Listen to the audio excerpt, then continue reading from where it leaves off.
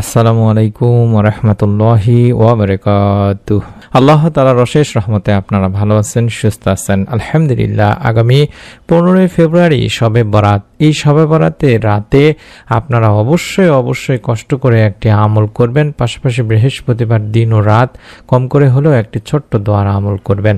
আসমান থেকে আল্লাহ রাব্বুল আলামিন আপনাকে রিজিক দান করবেন, আপনার সম্পদ বেড়ে যাবে। তাই অনুরোধ করছি, মনের মধ্যে বিশ্বাস নিয়ে আপনারা আমলটি করবেন। এই উদ্দেশ্যে বা নিয়তে ভিডিওটুকু সম্পূর্ণ দেখুন।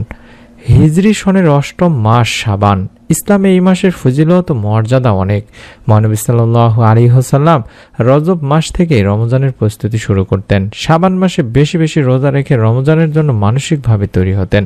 এই মাসের মধ্যভাগে রয়েছে ফজিলতের রাত শবে বরাত।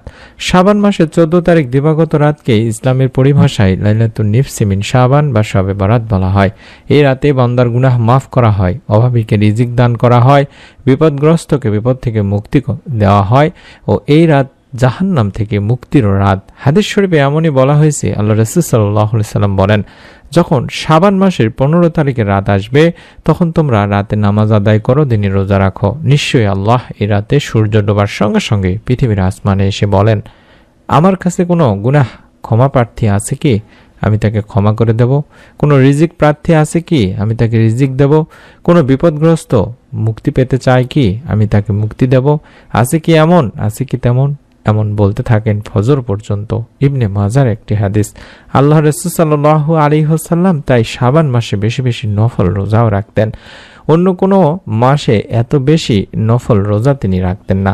আয়েশা রাদিয়াল্লাহু তাআলা আনহা থেকে বর্ণিত আছে একটি হাদিসে তিনি বলেন, নবী করিম সাল্লাল্লাহু আলাইহি ওয়াসাল্লাম শাবান মাসের চেয়ে বেশি রোজা কোনো মাসে রাখতেন না।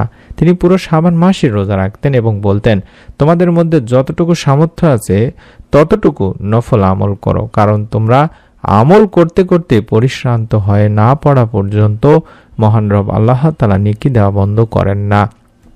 তাই চেষ্টা করব আমরা এই মাসে বেশি বেশি রোজা রেখে আমল করার। আমি যেটা বললাম, আপনারা অবশ্যই শবে বরাতের রাতে 15 ফেব্রুয়ারি শবে বরাতের রাতে বেশি বেশি আমল করবেন, নফল রোজা রাখবেন এবং অবশ্যই বৃহস্পতিবার দিন ও রাত অত্যন্ত ফজিলতপূর্ণ একটি দিন ও রাত। এই দিনে রাতে বেশি বেশি রোজা রেখে আমল করার চেষ্টা করবেন, কারণ বৃহস্পতিবার ও সোমবার আল্লাহ তাআলার সামনে বান্দার আমলগুলো উপস্থাপন করা হয়। তাই নবী করিম সাল্লাল্লাহু আলাইহি সাল্লাম রোজা রাখতেন যাতে করে তার আমল পেশ করার সময় বিশ্বনবী সাল্লাল্লাহু আলাইহি ওয়াসাল্লাম চাইতেন যেন তার আমল পেশ করার সময় তিনি রোজা অবস্থাতে থাকেন। সুনানে নাসাই শরীফের একটি হাদিস। রোজা রেখে যদি সম্ভব হয় একটি ছোট্ট দোয়ার আমল করবেন, অন্তত 3 বার পাঠ করবেন। রিজিক বেড়ে যাবে, ধন সম্পদ বৃদ্ধি পাবে ইনশাআল্লাহ। আল্লাহ তাআলার নবী, প্রিয় নবী হযরত মুহাম্মদ সাল্লাল্লাহু আলাইহি ওয়াসাল্লাম এই দোয়াটির মাধ্যমে আল্লাহ তাআলার কাছ থেকে সচ্ছলতা চেয়ে নিতেন। হযরত আব্দুল্লাহ রাদিয়াল্লাহু তাআলা আনহু থেকে বর্ণিত আছে, নবী করিম সাল্লাল্লাহু আলাইহি ওয়াসাল্লাম আল্লাহ তাআলার কাছে এই দোয়ার মাধ্যমে সচ্ছলতা চাইতেন। আর সেই দোয়াটি আমি দেখাই দিচ্ছি। কম করে হলেও দোয়াটি 3 বার পাঠ করবেন। আল্লাহুম্মা ইন্নী আসআলুকাল হুদা ওয়াত তুকা ওয়াল আফাফা ওয়াল গিনা। আল্লাহুম্মা ইন্নী আসআলুকাল হুদা ওয়াত তুকা ওয়াল আফাফা ওয়াল গিনা। আল্লাহুম্মা ইন্নী আসআলুকাল হুদা ওয়াত তুকা ওয়াল আফাফা ওয়াল গিনা। এভাবে 3 বার পাঠ করবেন দুরূদ ও ইস্তেগফার পাঠ পূর্বক। হে আল্লাহ, আমি তোমার কাছে হেদায়েত, তাকওয়া, নিষ্কুলসতা ও সচ্ছলতার জন্য প্রার্থনা করছি। সহিহ মুসলিম শরীফের সহিহ একটি হাদিস। তাই আমি আমার দিনী ভাই বোনদেরকে অনুরোধ করব, আপনারা অবশ্যই, আমি দোয়াটি আবারও দেখাচ্ছি, এই দোয়াটির মাধ্যমে আল্লাহ তাআলার কাছে বেশি বেশি রিজিক চাইবেন এবং একটি আমল করতে ভুলবেন না। সেই আমলটি হলো ইস্তেগফারের আমল। কারণ নবী করিম সাল্লাল্লাহু আলাইহি ওয়াসাল্লাম বলেছেন, যে ব্যক্তি অধিক পরিমাণে আস্তাগফিরুল্লাহ শুধু পড়বে বা আল্লাহ তাআলার কাছে ক্ষমা প্রার্থনা করছি বলবে, আল্লাহ তাআলা তার সব দুশ্চিন্তা থেকে তাকে মুক্ত করবেন, সব সংকট থেকে তাকে মুক্তি দেবেন এবং তাকে এমনভাবে অর্থ দান করবেন যা কোনো মানুষ ধারণাও করতে পারে না।